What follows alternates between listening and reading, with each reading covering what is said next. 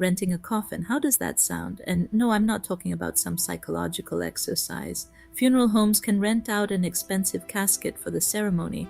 The body is placed inside a removable container, which is later sent for cremation, while the expensive casket goes back to the funeral home.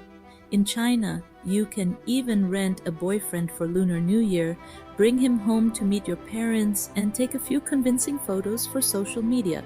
Jokes aside, we're living in the age of subscriptions and access instead of ownership.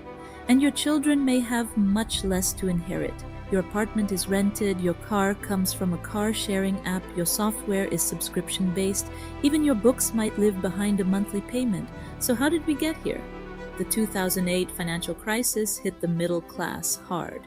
For many people, major assets, especially real estate, became increasingly difficult to afford. And gradually, an economic limitation was repackaged as a lifestyle philosophy. Ownership is a burden, renting is freedom.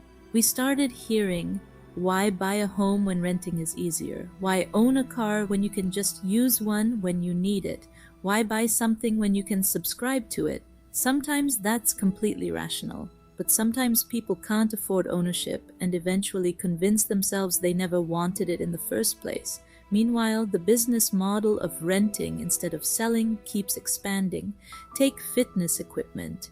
Imagine selling a machine once for $1,000 or renting the same machine to a gym for $100 a month. In 10 months, you've generated the equivalent of the original sale.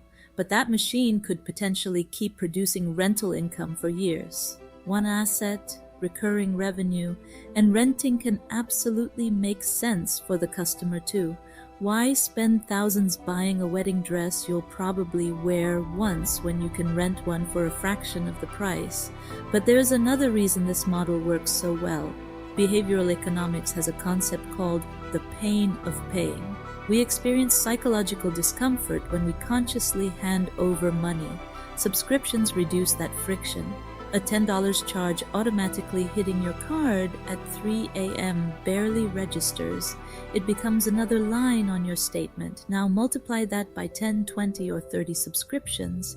You barely feel each individual payment, but businesses get something extremely valuable, predictable recurring revenue.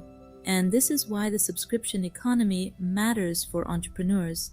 If you sell products or services online or offline, ask yourself, do I really need to sell the same thing from zero every month? Or can part of my business be transformed into a rental, membership, subscription, maintenance plan, retainer, licensing model, or another form of recurring revenue? Because if we're moving from an ownership economy toward an access economy, entrepreneurs have a choice. You can keep paying subscriptions, or you can learn how to build them. Welcome to modern business development.